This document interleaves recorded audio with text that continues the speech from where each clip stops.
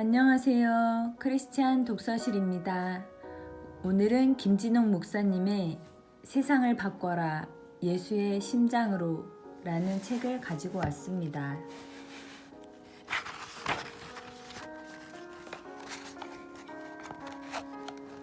성령의 불 지피는 하늘나라 화부가 되라.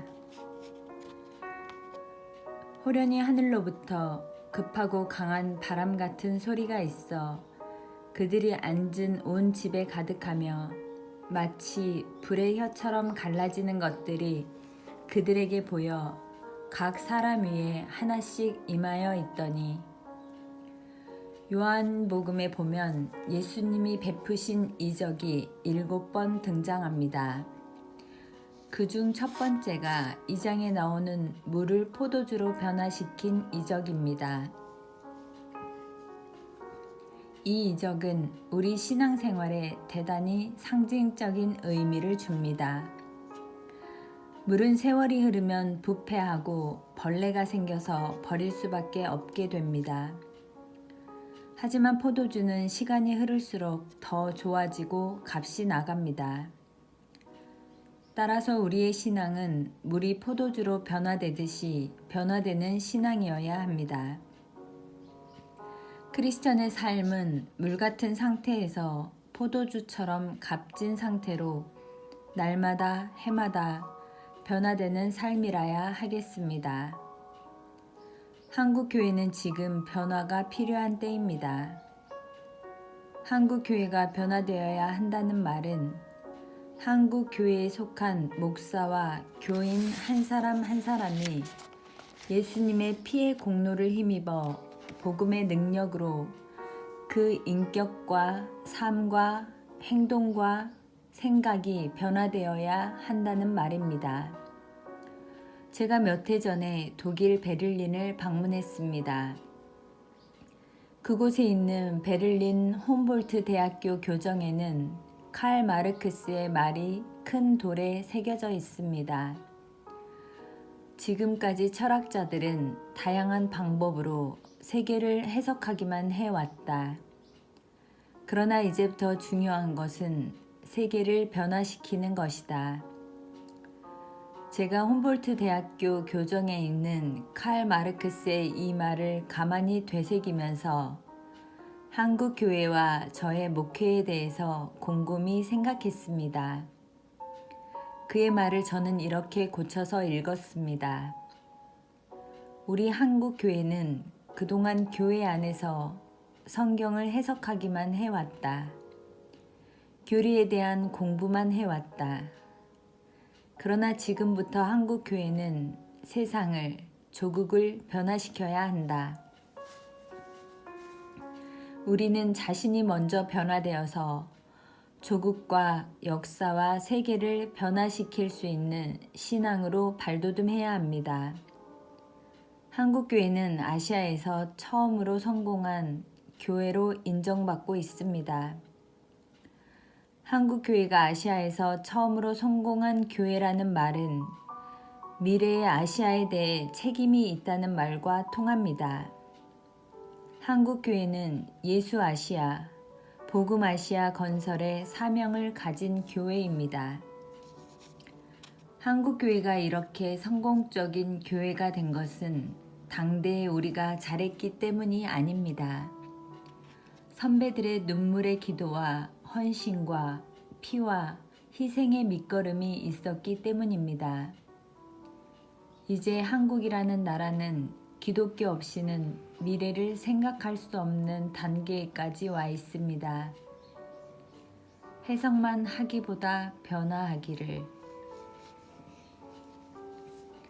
1948년 5월 31일에 대한민국에서 첫 국회가 열렸습니다. 그 국회를 재헌의회라고 합니다. 그 첫 의회의 첫 번째 순서가 임시의장을 뽑는 것이었는데, 임시의장으로 뽑힌 분이 감리교 장로인 이승만 박사였습니다. 이승만 박사가 임시의장이 되어 단상에 올라가 처음 한 발언이 대단히 중요합니다. 대한민국 독립민주국 제1차 회의를 여기서 열게 된 것을 하나님께 감사해야 할 것입니다. 이게 이승만 박사의 첫 발언입니다. 그때 국회의원 가운데 이윤영 목사라는 분이 있었습니다. 목사이면서 초대 국회의원이었습니다. 이승만 장로가 이윤영 목사를 지명해서 이르기를, 이윤영 목사님께서 단상에 올라오셔서 신생 독립국가 대한민국을 허락하신 여호와 하나님께 감사 기도를 드려주시겠습니다 라고 말했습니다. 이윤영 목사가 단상에 올라가서 간절히 기도를 드렸습니다. 국회 회의록에 이윤영 목사의 당시 기도 전문이 실려 있습니다. 제가 국회 도서관에 가서 그 기도문 전문을 옮겨 쓰면서 얼마나 가슴이 뜨거워지고 눈에서 눈물이 났는지 모릅니다.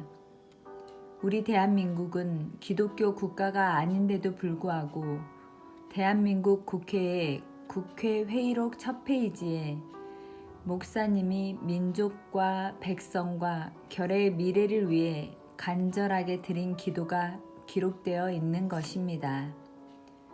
기도로 첫 국회를 시작한 역사가 우리나라 국회의 역사입니다. 재헌의회 벽두에 드려진 그 기도는 너무도 깊고 절실합니다. 이 우주와 만물을 창조하시고 인간의 역사를 섭리하시는 하나님이시여, 이 민족을 돌아보시고 이 땅을 축복하셔서 감사가 넘치는 오늘이 있게 하심을 주님께 저희들은 성심으로 감사하나이다. 오랜 시일 동안 이 민족의 고통과 호소를 들으시고 정의 칼을 빼서 일제의 폭력을 굽히시사 세계 만방의 양심을 움직이시고 또 우리 민족의 염원을 들으심으로 이 기쁜 역사적 환희의 날을 이 시간에 우리에게 오게 하심은 하나님의 섭리가 세계 만방에 정시하신 것으로 저희는 믿나이다. 하나님이시여, 이로부터 남북이 둘로 갈리어진 이 민족의 어려운 고통과 수치를 신원하여 주시고 우리 민족, 우리 동포가 손을 같이 잡고 웃으며 노래 부르는 날이 우리 앞에 속히 오기를 기도하나이다. 하나님이시여, 원치 아니한 민생의 도탄이 길면 길수록 이 땅에 악마의 권세가 확대되나 하나님의 거룩하신 영광은 이 땅에 오지 않을 수밖에 없을 줄을 저희들은 생각하나이다. 원하옵건대 우리 조선 독립과 함께 남북 통일을 주시옵고 또한 우리 민생의 복락과 아울러 세계 평화를 허락하여 주시옵소서. 거룩하신 하나님의 뜻에 의지하여 저희들은 성스럽게 택함을 입어 글자 그대로 민족의 대표가 되었습니다.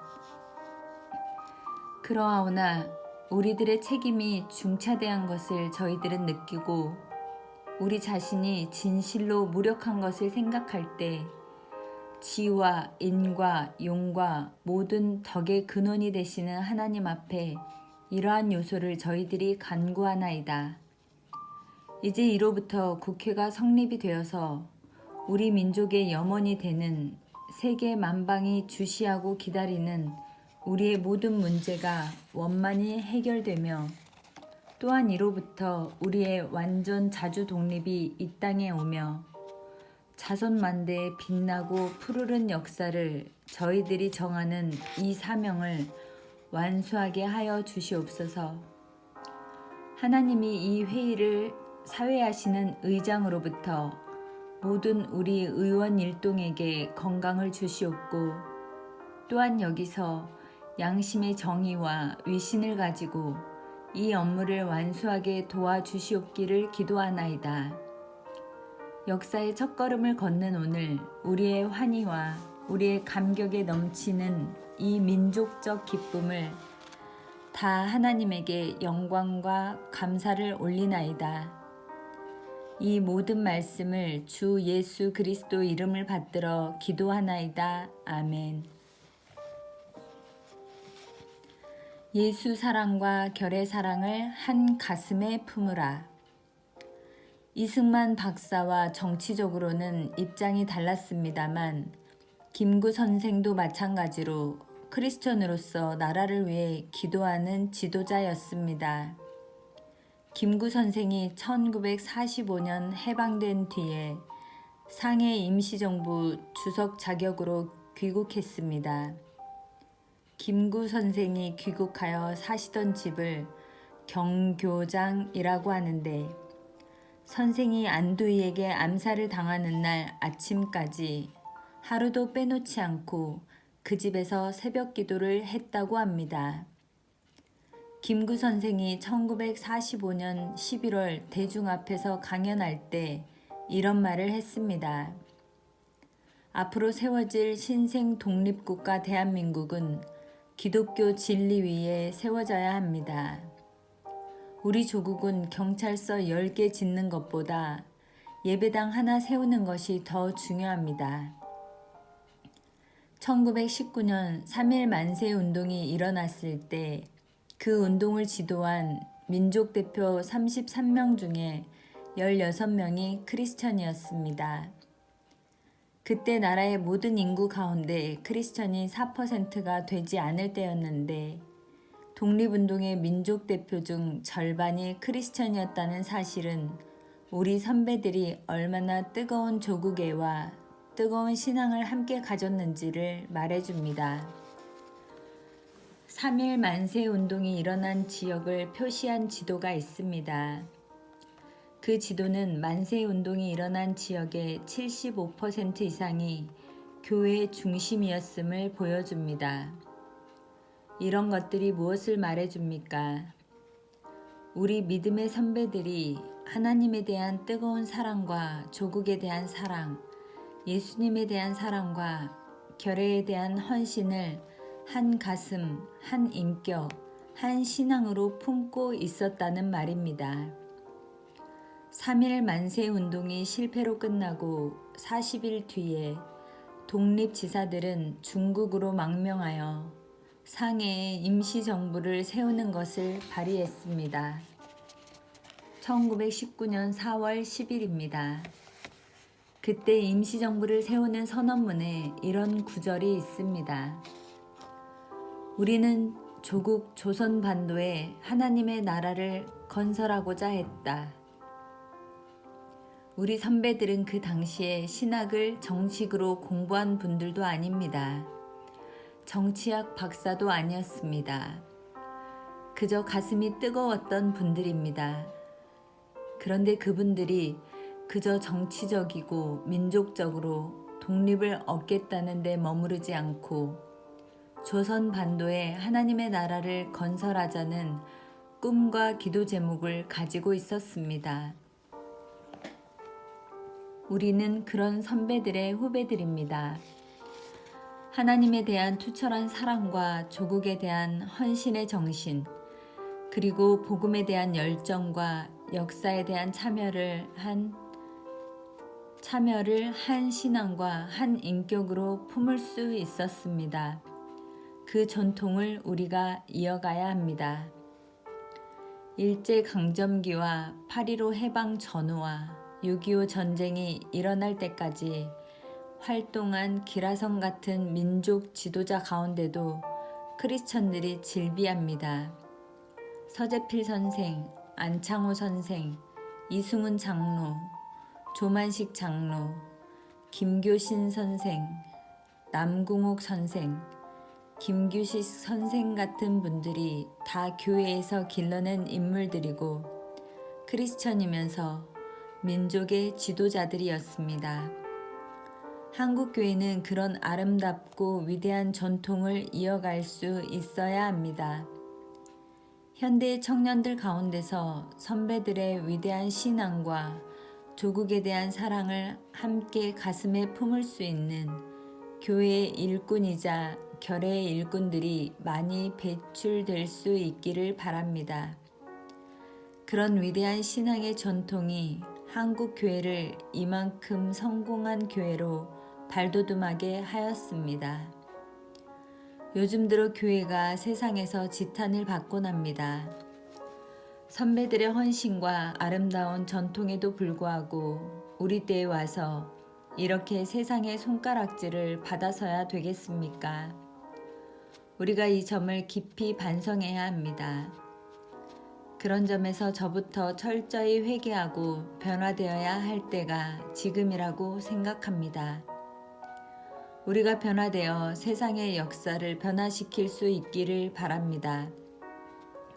그렇게 변화되기 위해 우리의 신앙이 올바로 설 수 있게 되기를 바랍니다. 케네디 대통령이 존경한 일본 정치가 케네디 대통령이 대통령에 당선되고 기자들과 인터뷰를 할 때 어느 기자가 물었습니다. 젊은 나이에 대통령이 되셨는데 가장 존경하는 정치가가 누구입니까? 케네디 대통령의 대답이 이러했습니다. 200년 전에 활약했던 일본의 우에스기 요잔입니다. 기자들 가운데 일본 사람인 우에스기 요잔을 아는 사람이 없었습니다. 우에스기 요잔이 누구냐고 서로 물었다고 합니다. 우에스기 요잔은 지금으로부터 약 240여 년 전에 요네자와라는 번의 번주로서 개혁 정치를 펼쳤던 인물입니다. 일본의 번은 우리나라의 도와 군의 중간쯤 되는 크기의 행정구역으로서 요네자와 번은 최근에 지진이 난 지금의 센다이 부근에 있던 번입니다. 우에스기 요자는 19세라는 어린 나이에 그 번의 번주로 부임했던 전설적인 인물입니다. 우에스기 요잔의 개혁 이야기는 불씨라는 제목의 소설로 읽을 수 있습니다. 우에스기 요잔의 일대기와 그의 개혁 이야기를 소설로 그려내 읽기가 좋습니다. 저는 그 책을 서재에 꽂아두고 가끔 뽑아 읽으며 저 자신을 돌아보곤 합니다. 우에스기 요잔이 19세에 번주로 부임하게 되었을 때 요네자와 번의 재정 상태는 형편없었습니다. 얼마나 피폐하고 망가졌는가 하면 마치 지금 북한과 비슷한 처지에 떨어진 것입니다. 번 전체가 빚더미에 앉아있고 백성들은 세금과 중노동에 시달려서 다른 번으로 도망가고 있었습니다. 번이 완전히 부도가 나게 생겼습니다. 번의 중심들이 중앙정부의 번을 반납해야 한다는 의논까지 나올 때였습니다. 당시 일본은 봉건적인 정치구조로 움직일 때라 번이 중앙정부에 세금이나 공물을 바쳐야 했고 번의 지도자들은 허례허식과 사치를 일삼고 있었습니다. 그래서 피해를 보는 것은 백성들이었고 더 이상 관리하기가 어려워지자 번의 통치권을 중앙정부에 반납해버리자는 의견까지 나왔던 것입니다. 그런 상황에서 19세의 번주가 부임을 하는 것입니다. 번의 기득권층은 물론 일반 주민들도 그 소식을 듣고 아주 낙담을 했습니다. 그렇지 않아도 망해가는 번에 19살짜리 젊은 번주가 와서 무슨 일을 할까 싶었던 것이지요. 백성들은 염려에 염려를 거듭했습니다. 새 번주가 국경을 넘어 자기가 다스릴 번으로 들어갔는데 날이 저물어 잘 곳이 필요했습니다. 하지만 국경의 마을 주민들은 다 도망가 버리고 집들이 피폐해져서 새로 부임하는 번주가 잘만한 숙소가 없었습니다. 할 수 없이 노숙을 해야 했습니다. 그럴 정도로 상황은 아주 어려웠습니다. 꺼져가는 불씨를 되살려내듯 하룻밤 노숙을 한 다음 날 가마를 타고 다시 길을 가는데 번주가 탄 가마 안에 불 꺼진 화로가 있었습니다. 불이 꺼져 싸늘한 재만 남은 이 화로가 내가 지금 번주가 되어서 가는 요네자와 번의 처지와 비슷하구나. 우에스기 요잔이 이런 생각을 하면서 부젓가락으로 재를 뒤적였습니다. 그랬더니 조그만 불씨가 밑바닥에 남아있는 것이 보이는 것입니다. 불씨를 본 순간 그에게 영감이 떠올랐습니다. 어떤 영적이고 정치적인 상상력에 불이 붙은 것이었습니다. 크리스천에게도 상상력은 대단히 중요합니다. 성령 받고 성경 말씀의 영감을 받아 믿음으로 사는 사람들은 남다른 상상력과 비전을 받게 되는데 이것이 매우 뛰어난 재산이 됩니다. 우에스기 요자는 그 불씨를 본 순간 마음에 이런 다짐을 하게 됩니다. 좋다, 내가 이 절망하고 망해가는 번의 불씨가 되자.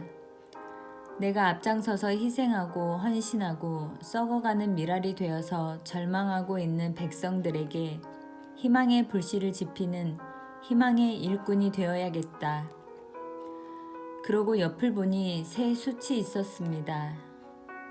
새 숯을 불씨 위에 얹고 후후 하고 부니까 불씨가 살아났습니다. 그런데 밖에서 가마를 메고 가던 신하들이 들으니까 이상하단 말이죠. 젊은 번주가 가마 안에서 후후거리고 있으니 무슨 일인가 싶어 번주님 무슨 일이신지요? 하고 물어보았습니다. 그러자 번주가 잠시 가마를 멈추라고 합니다.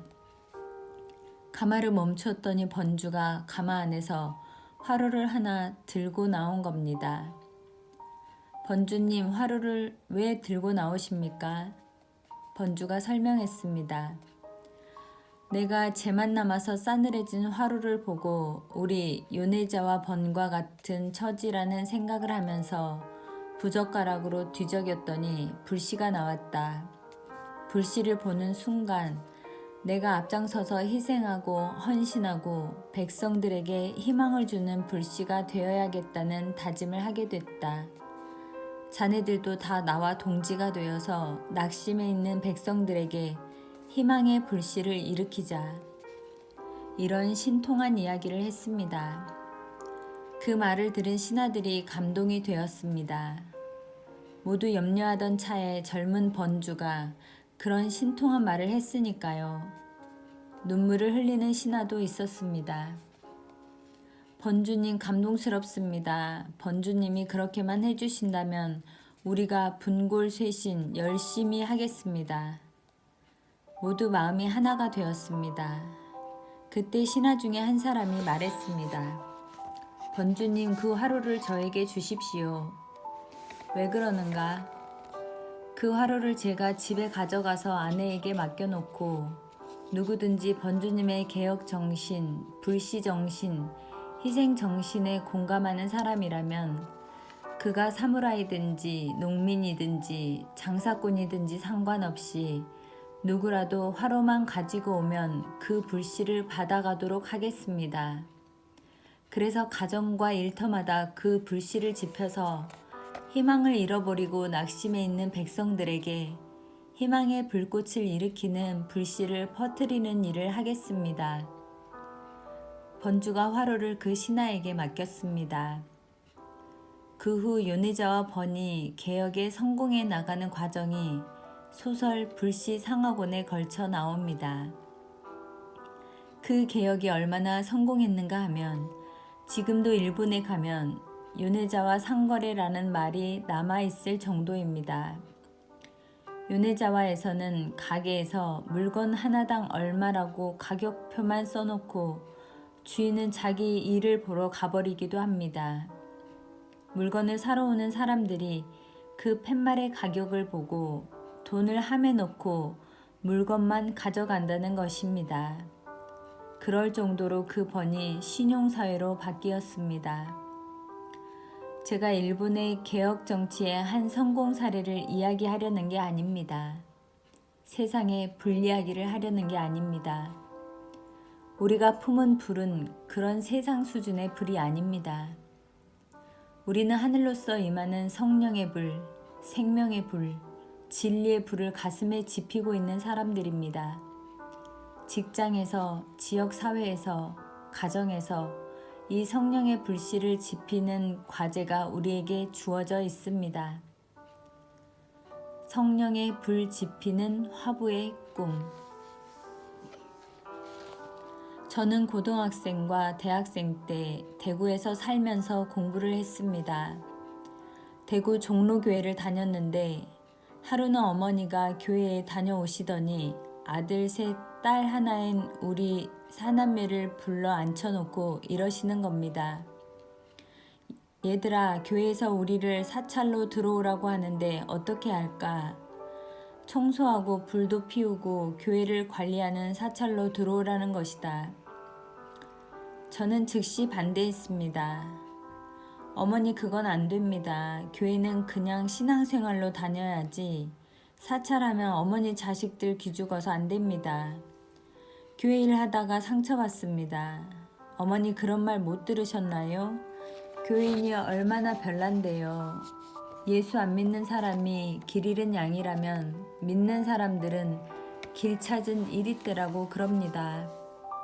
그러니까 교회 사찰하면 어머니 자식들 상처받아서 안 됩니다. 그랬더니 우리 어머니가 이렇게 말씀하셨습니다. 너는 왜 그렇게 부정적인 이야기만 하는 것이냐. 어차피 교회는 가는 것이고 교회 봉사도 해야 하는 것이니 우리가 새빵살이 하느니 교회 가서 봉사하면 집세도 안 내고 그곳으로 헌금하고 다 좋지 않느냐. 교회 일 섬기는데 무슨 자존심을 내세우느냐. 나는 가고 싶구나. 우리 형제들이 결국 순종했습니다. 어머니가 꼭 하시겠다면 우리도 따라가서 해야지요. 그래서 종로교회라는 자그마한 교회에 우리 식구가 가게 됐습니다. 제가 사찰 아들이 된 것이지요. 그런데 사찰이 하는 일 중에 아주 어려운 일이 뭐냐 하면 겨울에 불을 피우는 일입니다. 그때는 석탄 가루로 만두처럼 만든 마세크탄이라는 것이 있었습니다. 마세크탄을 가지고 난로에 불을 붙이는데 이게 불이 잘 안 붙습니다. 불 피우는데 아주 요령이 필요합니다. 불이 잘 피면 예배 시간에 교인들 기분이 아주 좋고 예배를 마친 뒤에도 모두 불 주위에 둘러앉아 아이고 불 좋다. 여기서 놀면서 입하고나 하다 가자고 하며 감자도 구워 먹고 불이 꺼지도록 분위기가 좋습니다. 하지만 불을 잘못 피우면 예배 시간에 연기만 꾸역꾸역 납니다. 그러면 불 피우는 건 제 담당이니까 교인들이 모두 저만 쳐다보는 것입니다. 모두들 저를 짜증스러운 얼굴로 쳐다보니 불을 잘 피우지 못하면 저는 아주 좌불안석입니다. 하지만 1년, 2년 불을 계속 피우다 보니까 요령이 생겼습니다. 미리 불을 붙이는 나무와 석유도 준비하고 불 피우는 데는 제가 전문가처럼 됐습니다. 그런데 그때 제가 불을 피우면서 이런 생각을 했습니다. 내가 지금은 종로교회에서 겨울에 난로 불을 피우지만 나중에 한국교회에 성령의 불을 피우는 사람이 되겠다. 그런 다짐을 한 겁니다. 그래서 스스로 제 호를 지었습니다. 호라는 건 남이 지어주는 것인데 제 형편에 호를 지어줄 사람이 있겠습니까? 그래서 제가 스스로 호를 짓기를 화부라고 지었습니다. 그때 산 책들을 보면 첫 장마다 화부 김진홍 장서라고 쓰여 있습니다.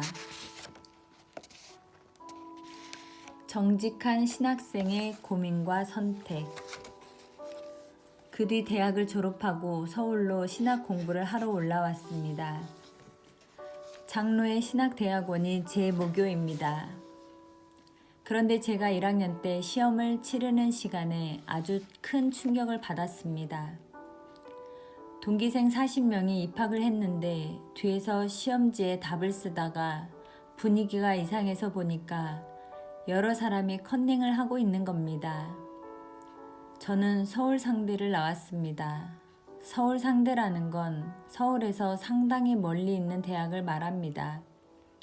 대구 계명대학교 철학과를 나왔는데 철학과에 조교로 있다가 예수님을 만나고 신학교로 온 겁니다. 조교가 하는 일이 시험 감독하고 채점하고 교수 뒷바라지 하는 것이지요. 제가 철학과의 시험 감독을 늘 하던 사람인데 철학과 학생들은 절대 컨닝을 하지 않습니다. 소크라테스의 제자들이 자존심이 있지 어떻게 가재미 눈을 하고 컨닝을 하느냐고 해서 철학과 학생이 컨닝을 하면 교실에서 추방됩니다. 명예에 관한 문제라는 겁니다. 육군 사관학교 학생들도 컨닝을 하지 않습니다. 대한민국의 장교가 될 사람들이 어떻게 컨닝을 하느냐는 것입니다. 신부를 키우는 카톨릭 신학교도 컨닝이 절대 없습니다. 그런데 목사님을 길러내는 신학교에 컨닝이 있는 겁니다. 그러니 제가 충격을 받을 수밖에 없었습니다. 제가 여러 신학교를 다니면서 말씀을 전할 기회가 있었는데 갈 때마다 물어보니까 대충 30% 정도는 컨닝을 해서 시험을 보고 졸업하는 것 같습니다. 그 말이 무슨 말입니까? 목사님 중에 30%는 컨닝해서 목사가 된 사람이라는 말입니다. 그래서 제가 아는 교회에서 새로 목사님을 모실 때 다른 건 보지 않더라도 신학교 다닐 때 컨닝 했냐 안 했냐 그건 알아보고 모시라고 말해줍니다. 제가 1학년을 마칠 때쯤 되어서 이런 생각을 했습니다. 아, 이거 문제가 있다. 제도하던 교회에서 이렇게 제도를 통해 직업적으로 목사가 되는 사람들이 이렇다면 문제가 있다. 이래서는 안 되지. 나는 직업적인 목사가 되지 말고 평신도로서 예수님의 복음을 전하며 살아야겠다. 그래서 1학년 마칠 때쯤 되어서 신학교 동기들이 붙드는데도 뿌리치고 용감하게 짐을 싸서 대구로 내려갔습니다. 대구에 가서 공장에 인부로 들어갔습니다. 그걸 위장 취업이라고 합니다. 이력서에 국졸이라고 쓰고 그 다음에 길가에서 20분 만에 나오는 증명사진기로 사진을 찍어 그 사진을 붙여서 이력서를 낸 겁니다. 제 원래 얼굴이 빈티가 흐르니까 이력서와 얼굴을 보더니 정말 국졸인 줄 알고 저를 채용해 주었습니다. 신생공업사라는 철공소에 들어갔습니다. 종업원이 1000명이나 되는 큰 공장이었는데 자동차에 사용하는 볼트나 너트를 만드는 회사입니다. 거기에서 노동자로 일하면서 복음을 전하려는 생각으로 들어갔는데 신생공업사에서 저를 배치시켜준 곳이 지하실에 있는 용광로였습니다. 부를 때는 화부를 시킨 겁니다. 제가 아주 딱 들어맞아 버린 것이죠. 하루 2교대 12시간씩 근무를 하는데 야간 당번이 될 때는 새벽 3시나 4시에 잠이 쏟아집니다. 쏟아지는 잠을 참으면서 볼 때는 일을 합니다. 용광로에는 큰 파이프가 2개 있습니다. 하나는 바람이 나오는 파이프이고 하나는 기름이 나오는 파이프입니다. 그걸 화부가 잘 조절해서 불의 온도를 높였다 낮췄다 합니다. 용광로에서 지펴진 불은 그 공장에서 중요하게 쓰였습니다. 볼트나 너트 제품이 만들어지면 뜨거운 용광로에 집어넣습니다. 빨갛게 뜨거워지면 집게로 집어내서 찬물에 넣습니다. 찬물에서 식으면 다시 뜨거운 불에 집어넣습니다. 이렇게 뜨거운 불과 찬물을 몇 번 왔다 갔다 하는 사이에 쇠가 단단해지는 겁니다. 제가 그 용광로 일을 하다가 새벽 3시나 4시에 잠이 쏟아지면 대학 시절에 되려고 생각했던 화부에 대한 다짐을 다시 하는 겁니다. 종로교회에서 사찰 아들로 있으면서 내가 한국 교회의 화부가 된다고 했는데 그걸 잊어버리고 살았더니 성령님이 진짜 나를 화부로 만드셨구나. 내가 지금은 이 철공소에 불 피우는 용광로의 화부이지만 언젠가는 한국 교회에 성령의 불을 피워야지. 이런 생각을 하면서 밤새워 일을 하곤 했습니다. 그런데 1년 정도 공장 생활을 하다 보니 한계가 느껴졌습니다. 아, 역시 신학은 해야 되겠다. 혼자서는 안 되겠다. 그래서 신학교에 복학을 했습니다. 동기들은 벌써 윗학년으로 올라가고 난 다음이었지요. 감옥에서 일주일 만에 일독한 성경. 신학대학원 2학년 때 대한민국에서 제일 가난한 사람들이 사는 동네에 가서 전도해 보자고 생각했습니다. 그래서 당시 서울에서 가장 가난한 동네였던 청계천 빈민촌에 신학대학원 2학년생인 전도사가 들어간 겁니다. 개척 전도를 하면서 신학교를 다녔는데 신학교 졸업을 앞두고 엉뚱하게 감옥을 가게 됐습니다. 당시 정권의 긴급 조치에 반대 운동을 했던 것이지요. 서울구치소에 0.7평 되는 작은 독방에 들어갔습니다. 주요 정치범은 그런 독방에 수감시킵니다. 다른 책은 다 압수해버리고 성경만 주었습니다. 감옥에서는 성경을 성경이라고 하지 않고 이스라엘 무협지라고 그럽니다. 눈만 뜨면 볼 게 이스라엘 무협지밖에 없는 겁니다. 시간 보낼 게 다른 것은 아무것도 없습니다. 그러니 지루해서라도 성경을 보는 겁니다. 월요일 아침에 창세기 1장 1절을 읽기 시작했는데 낮에만 천천히 평균 속도로 읽었더니 토요일 오후가 되니까 요한계시록 22장이 끝이 났습니다. 제가 그렇게 엿새 만에 첫 번째 성경 통독을 하고 나서 회개했습니다. 내가 명색이 3대째 기독교 가정에 태어난 모태 신앙인으로서 평생 교회 다니고 신학교를 가고 설교까지 하면서 불과 엿새면 한 번 읽을 수 있는 성경을 1년에 한 번도 안 읽고 설교를 했구나. 내가 참 엉터리다. 제가 반성을 많이 했습니다. 그때 군사재판에서 저에게 15년형을 내렸습니다. 와, 오래 살라 그러네. 좋다. 이왕 이렇게 된 몸, 내가 성경이나 실컷 보다 나가자. 엿새 동안 한 번씩 읽고 7일째 쉬면서 15년을 읽으면 성경을 몇 번이나 볼 수 있나 계산까지 다 해봤습니다. 그리고 성경을 보기 시작했습니다. 엿새에 한 번 읽고 7일째는 예배드리고 쉬고 했는데 6번째 읽을 때 제게 일이 일어났습니다. 성경을 읽는 방법이 2가지입니다. 소설 보듯이 쭉쭉 읽는 것을 통독이라고 합니다.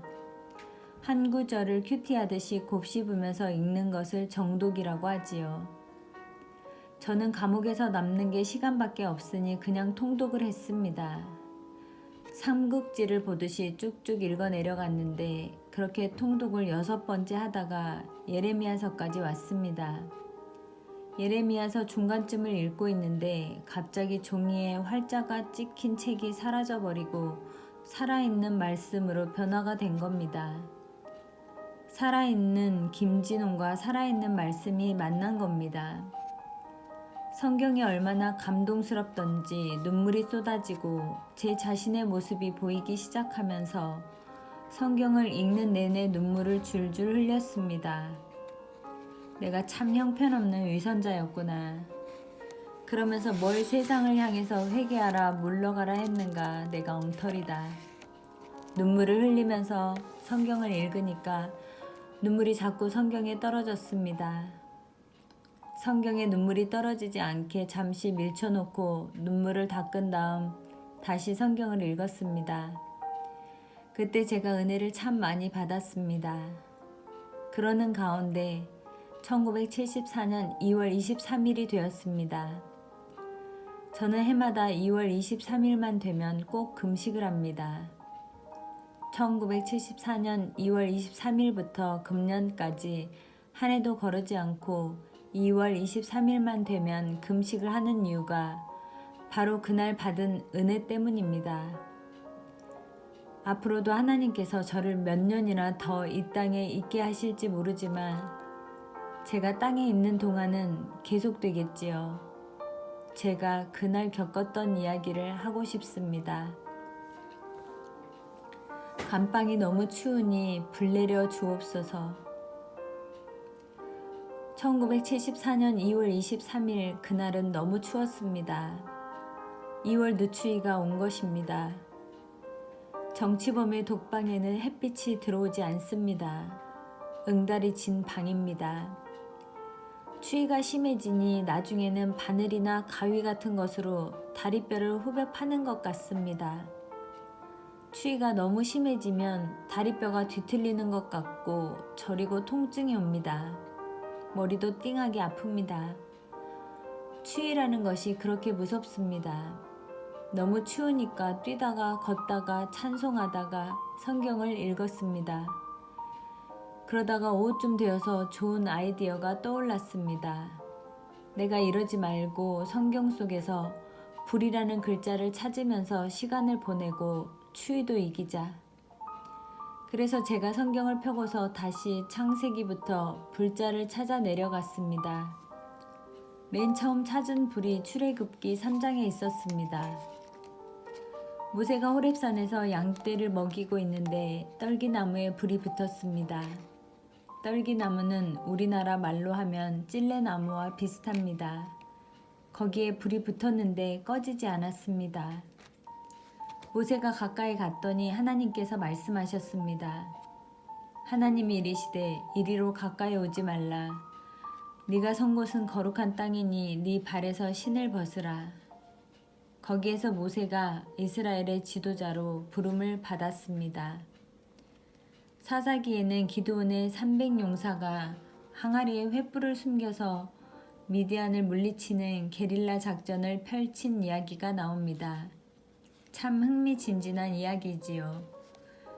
열왕기서에 보면 갈멜산 꼭대기에서 바알과 아세라 선지자 850명과 엘리야 선지자가 각각 갈멜산 꼭대기에 제단을 쌓고 하늘에서 불이 내려와서 재물을 태우는 쪽이 진짜 신이라면서 겨루는 이야기가 나옵니다. 이사야서 6장에 보면 청년 이사야가 성전에서 하나님의 영광을 보는데 스랍 중 하나가 제단 숯불을 그의 입에 대며 하나님 앞에 소명을 받게 되는 이야기가 나옵니다. 이런 말씀들을 천천히 읽으면서 불자를 찾는데 신약 성경에 맨 처음 나오는 불은 마태복음 3장에 있습니다. 세례 요한이 예수님을 소개하면서 그분은 자신보다 능력이 많으셔서 성령과 불로 세례를 베푸실 분이라고 말합니다. 나는 너희로 회개하게 하기 위하여 물로 세례를 베풀거니와 내 뒤에 오시는 이는 나보다 능력이 많으시니 나는 그의 신을 들기도 감당하지 못하겠노라. 그는 성령과 불로 너희에게 세례를 베푸실 것이요. 이 말씀을 읽고서 제가 무릎을 꿇고 기도하기 시작했습니다. 불과 성령으로 세례를 주러 오신 예수님, 제가 너무 추워서 정신이 혼미합니다. 불세례를 주시옵소서. 간절히 기도했습니다. 그리고 성경을 계속 읽는데 그 다음에 나온 불자를 읽고 깜짝 놀랐습니다. 예전에는 이런 말씀을 본 것 같지 않은데 새롭게 눈에 들어오는 겁니다. 누가복음 12장 49절입니다. 내가 불을 땅에 던지러 왔노니 이 불이 이미 붙었으면 내가 무엇을 원하리요. 예수님이 세상에 불을 던지러 오셨다는 겁니다. 그 불이 이미 붙었으면 예수님이 무엇을 더 원하시겠느냐는 것입니다. 제가 이 말씀을 읽고 정신이 바짝 들었습니다. 그래서 두 손을 깍지 끼고 예수님 앞에 간절히 기도했습니다. 이 땅에 불을 던지러 오신 예수님, 저한테 불을 던져 주시옵소서. 예수님이 십자가에서 돌아가실 때 십자가 위에서 7마디 말씀을 하셨습니다. 그 그것을 십자가상의 칠언이라고 합니다. 그 7마디 말씀 중에 다 이루었다라는 말씀이 있습니다. 제가 그 말씀을 읽을 때 예수님이 다 이루었다라는 말씀이 세상에 던진 불이 이미 붙었다는 말씀인 줄로 믿고 간절히 기도했습니다. 예수님이 내게 오신 감격의 그날. 그 다음은 사도행전 2장 1절에서 4절 사이에 나오는 불입니다. 오순절 성령의 불이 임해서 교회가 시작된 이야기입니다. 오순절 날이 이미 이름에 그들이 다 같이 한 곳에 모였더니 호련히 하늘로부터 급하고 강한 바람 같은 소리가 있어 그들이 앉은 온 집에 가득하며 마치 불의 혀처럼 갈라지는 것들이 그들에게 보여 각 사람 위에 하나씩 임하여 있더니 그들이 다 성령의 충만함을 받고 성령이 말하게 하심을 따라 다른 언어들로 말하기를 시작하니라. 예수님의 생일은 12월 25일 성탄절이지만 교회의 생일은 사도행전 2장의 오순절 성령이 임한 날입니다. 그날에 교회가 시작된 겁니다. 이 말씀을 읽는 사이에 제 몸에 변화가 일어나는 것을 체험했습니다. 그 변화로 인해 제가 해마다 2월 23일만 되면 금식을 하는 겁니다. 사도행전 2장 2절은 하늘로부터 이 불이 임했다고 합니다. 이것이 요점입니다. 세상 불이 아닙니다. 일본의 요네자와 번의 불씨 이야기를 했습니다만 그런 차원의 세상의 불이 아니고 하늘로부터 온 불입니다. 3절과 4절을 읽는데 제 몸이 훈훈해지는 것이 느껴졌습니다. 추위가 싹 가시고 몸이 따뜻해지기 시작해서 깜짝 놀랐습니다. 이게 무슨 일인가 하고 깜짝 놀라서 제가 제 몸을 더듬었는데 온몸이 훈훈해진 겁니다. 마룻바닥을 더듬었더니 온돌방이 되었습니다. 사면벽을 더듬었더니 스팀이 들어온 것 같습니다. 제가 얼마나 감동했는지 모릅니다. 성령님께서 나 같은 사람을 사람으로 대접해 주시고 내 기도를 들으시고 불로써 함께 해주시는구나. 얼마나 감격스러운지 저는 울면서 일어나 내 방 모퉁이를 돌면서 절을 하며 예수님께 감사를 드렸습니다. 예수님 감사합니다. 감사합니다. 예수님이 불로 그 방에 와 계시는 것입니다. 그 예수님이 저에게 와 계시는 것이 정말 감격스러워서 내 모퉁이를 돌기를 3시간, 4시간을 계속했습니다. 그리고 그날 저녁 잠자리에 들 시간이 되었습니다. 한국에는 교도소가 50군데가량 됩니다. 그중 제가 지내본 곳이 4군데입니다. 그런데 한국은 참 특별합니다. 우리나라 교도소에서는 취침 시간을 알릴 때 나팔을 부는데 꼭 찬송가를 연주합니다.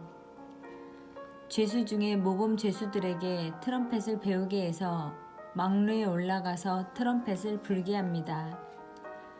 그날 들은 곡이 이것이었습니다. 전능왕 오셔서 우리를 다스려 주옵소서. 날씨는 춥고 바람은 부는데 저 망루에서 찬송가가 울려 퍼지면 온 교회가 쥐죽은 듯이 조용합니다. 나팔 소리가 끝나면 여기저기 창가에서 죄수들이 고개를 내밀고 어머니를 부릅니다. 주로 사형수나 중죄수들이 그렇게 합니다. 취침 나팔을 불면 그날 하루는 살아남았다는 뜻이기 때문입니다. 밤중에는 사형 집행을 하지 않으니까요. 그런 사람들이 창가에서 어머니를 간절히 부릅니다. 아버지를 부르는 사람은 아무도 없습니다. 저도 그날 저녁에 옆방 창가에서 누군가 어머니를 부르는 소리를 들으면서 잠자리에 들었는데 제게 참 놀라운 일이 또 생긴 것을 깨닫기 시작했습니다. 나 같은 죄인 살리신. 제가 중앙정보부에 조사를 받으러 다니던 그 해에는 눈이 많이 왔습니다. 눈길을 밟고 다니면 신발 속에 눈이 들어가 양말이 다 젖습니다. 밤새 잠 한숨 안 재우고 조사를 하고 새벽에 다시 교도소로 데려다 주는데 양말을 벗고 발을 말리고 자야 하지만 지쳐서 그냥 쓰러져 잠이 들어버려 양말이 얼고 발이 얼어서 동상에 걸리고 말았습니다. 동상이라는 것이 추울 때는 통증이 덜합니다. 그러나 이부자리에 발이 들어가거나 난로가에 앉으면 발이 가렵기 시작합니다. 밤에 잠들기 전에 발을 긁다가 자고 내서 발가락과 발바닥이 붓곤 했는데 이상하게도 그날 밤에는 가렵지가 않았습니다. 이상하다고 생각하고 일어나서 불빛에 발을 비춰봤더니 동상이 흔적도 없습니다. 깨끗한 발로 변해 있었습니다. 제가 얼마나 감동했는지 모릅니다. 성령의 은혜가 밀물처럼 다시 밀려오는데 성령의 감동이 넘치니까 제 자신을 감당하기가 어려웠습니다. 숨이 차고 가슴이 벅차서 밤중인데도 불구하고 찬송가 나 같은 죄인 살리신을 목이 터지게 불렀습니다. 참 기가 막힌 멋진 찬송입니다. 나 같은 죄인 살리신 주 은혜 놀라워 잃었던 생명 찾았고 광명을 얻었네. 이제껏 내가 산 곳도 주님의 은혜라. 또 나를 장차 본향에 인도해 주시리. 목이 터지게 불렀습니다. 취침 시간에 죄수로서는 할 수 없는 일이었지요. 교도관이 얼른 뛰어오더니 그때 저의 수감 번호를 불렀습니다. 73번 중단에 알만한 사람이 왜 그래? 제가 교도관에게 사정했습니다. 교도관님 이해해 주십시오. 성령께서 제게 불러오셨으니 제가 너무도 감격스러워 찬송가를 부르지 않으면 심장이 터질 것 같습니다. 교도관이 들여다보더니 이렇게 말했습니다. 73번이 정신이 돌았나? 네, 맞습니다. 제가 돌아버렸네요. 성령님이 오셔서 돌아버렸습니다. 교도관님도 들어오세요. 같이 돕시다. 진짜 돌아버렸네. 아까운 사람 또 한 명 돌아버렸구먼. 교도관이 혀를 차면서 가버렸습니다. 저는 계속해서 울다가 웃다가 찬송하다가 손뼉을 치다가 하면서 밤을 샜습니다. 밤을 꼬박 새고 그 다음날 아침에 아침밥이 들어오기에 변기에 바로 버리고 금식을 했습니다. 그리고 히브리서 12장 마지막 절을 오전 내내 묵상했습니다. 우리 하나님은 소멸하는 불이심이라. 하나님은 젊은 날의 고뇌와 방황을 소멸하시고 죄와 허물을 소멸하시고 이 땅의 원망과 시비도 소멸하시고 백성들의 모든 한과 응어리를 십자가의 능력으로 소멸하시는 불이라는 묵상을 했습니다. 그렇게 그 말씀을 가만히 묵상하면서 오전을 보냈습니다. 점심때 다시 밥이 들어왔지만 또 변기에 집어넣고 이번에는 고린도후서 5장 17절을 묵상했습니다. 그런즉 누구든지 그리스도 안에 있으면 새로운 피조물이라. 이전 것은 지나갔으니 보라 새 것이 되었도다. 누구든지 예수님 안에 있으면 새로운 인격, 새로운 성품이 되고 새로운 가정, 새로운 사회, 새로운 시대가 됩니다. 예수님 안에서 새로운 성품으로 새로운 존재로 변화되는 역사가 당신의 심령에 임하게 되기를 바랍니다.